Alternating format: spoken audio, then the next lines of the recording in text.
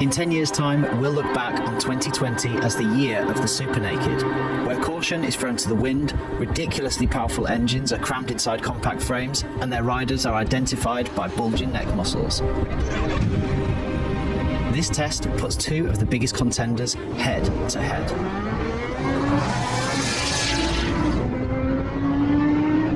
The Kawasaki ZH2 is the all-new king of the Z Kingdom, a lineage famous for bang-for-buck naked fun, great engines, build quality and reliability. The ZH2 reigns over them all. A 1000cc supercharged inline-4 with 200 PS and 101 foot-pounds of torque, using forced induction to send this ship into warp speed.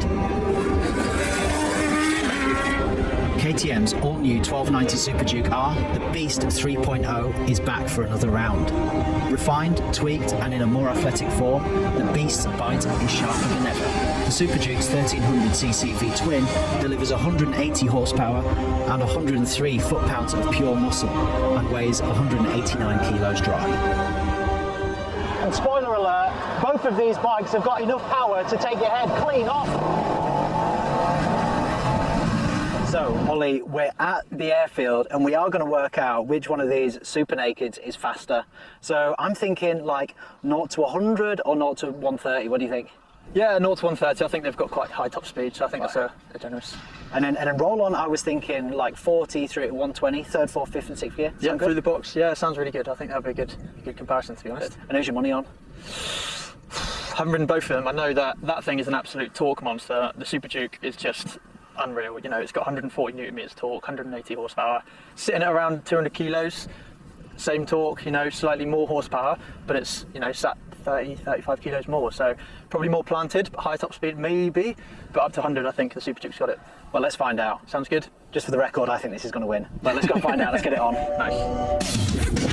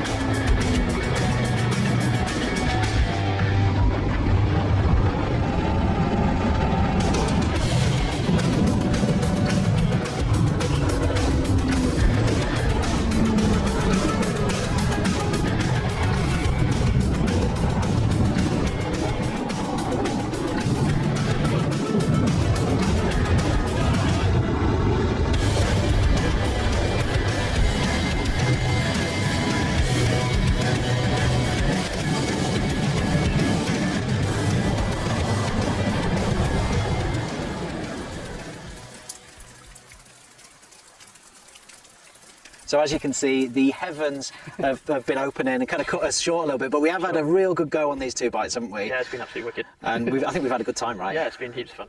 The results?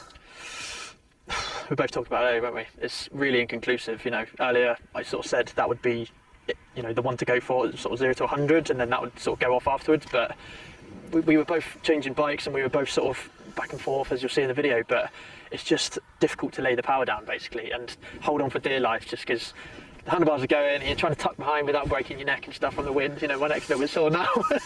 But you know, yeah, like you said, it's inconclusive, I'd say. But I mean, these Super Naked, very different. You know, like my bike, my Gixxer 750, not as fast as these, but I can go up and down this airfield, no problems, 140, no dramas. You know, and you put your head up and you think, crikey, I'm doing 140. Definitely. These things, you know, you're doing that sort of speed. Sure. And on this one, on the ZH2, you know, you're constantly, if you're in that power, you're constantly skipping on the road, and because it's got no steering damper, it's a scary experience. Definitely. And that thing just wants to wheelie all the time. It's just an absolute wheelie machine, isn't it?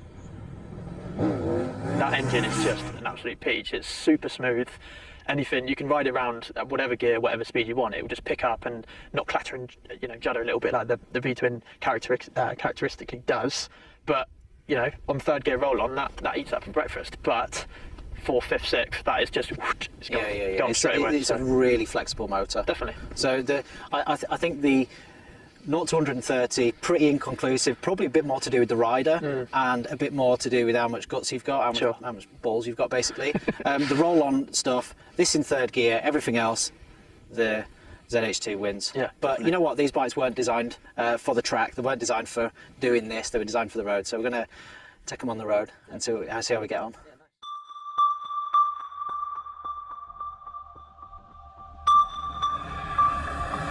The ZH2 shines on the road. Wherever and whenever fast and smooth progress is the aim, the silky smooth and powerful engine combined with a rock-solid chassis and adjustable shower suspension, soaking up any uneven road surfaces. Kawasaki's market research said their customers wanted a powerful naked bike that was easy to ride and could be ridden every day. They have delivered on this to perfection. The ZH2 is an incredibly comfortable place to be. All-day comfortable riding position and a beautifully silky smooth motor that can be as easily ridden on a trip to the corner shop as it can be cruising at 120 miles an hour on the autobahn. Suspension set up plush, sure-footed, planted, and the swung-back bars providing a less intense and more relaxed feel.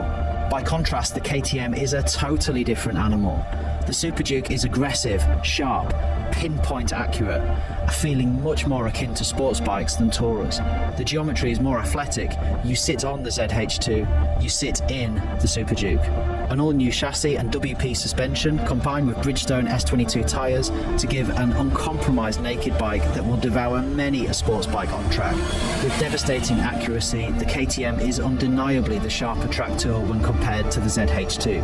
And the brakes, no quicker than your eyes have been repositioned from the back of your skull, that they're at risk of flying out entirely the other way. Brembo-style Emma calipers being the culprit, delivering what feels like fork-bending levels of stopping power. And this is where the differences start to show. With a more upright position and bigger feel, the ZH2 feels more orientated towards longer distance and comfortable work, whereas the 1290 Super Duke R feels and rides firmer and harder, a more sporty and more aggressive stance. Harnessing the power of these bikes is no mean feat. Excellent electronic packages controlling all aspects of the bikes. Lean angle sensors, multi-level traction control, launch control, wheelie control, rider modes. The KTM even features a supermoto mode which enables the rear wheel to slide while keeping the front ABS working. It's really clever stuff. When KTM called the Super Duke the Beast, they hit the nail squarely on the head. It barks like a pit bull ready to be let off its leash.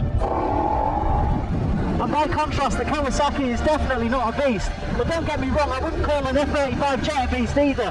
I'm labelling the ZH2 a heat-seeking missile. By definition, naked bikes are motorcycles with the fairings removed. And depending on which side of the fence you sit on, it can be, well, a bit awkward looking. The Super Duke is angular, its razor-sharp lines bringing beauty to the beast. The classic KTM orange carefully mixed with blue, and it works. That single-sided swing arm is a thing of beauty, and the feel of the build quality is nothing short of brilliant. The Sagomi styling of the ZH2 is arguably less beautiful than the Duke, its powerful front end blunt in comparison at first glance, and the fine details don't shout premium in the same way that the Duke's does. But beauty is often found somewhere between chaos and order, and with the Z, it's about discovering new angles and line work that you may have not first seen.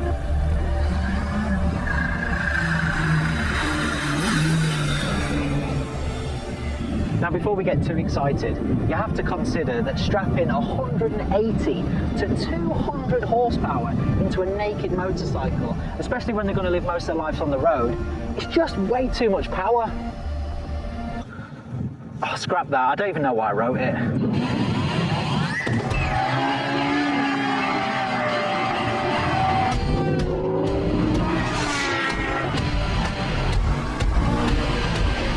And now for the conclusion. If you want the ultimate in speed, all-day comfort, a real do-it-all motorcycle, the ZH2 has to be the winner.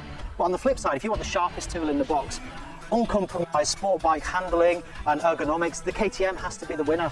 Think of it like Michael Jordan versus Usain Bolt. They're both winners, they're just playing slightly different sports. And with these two super nakeds, whichever one you choose, it's going to be for different reasons. And you literally cannot lose. With that in mind, we're going to flip a coin. Right, I'll take the Super 2 then, heads. Good tails.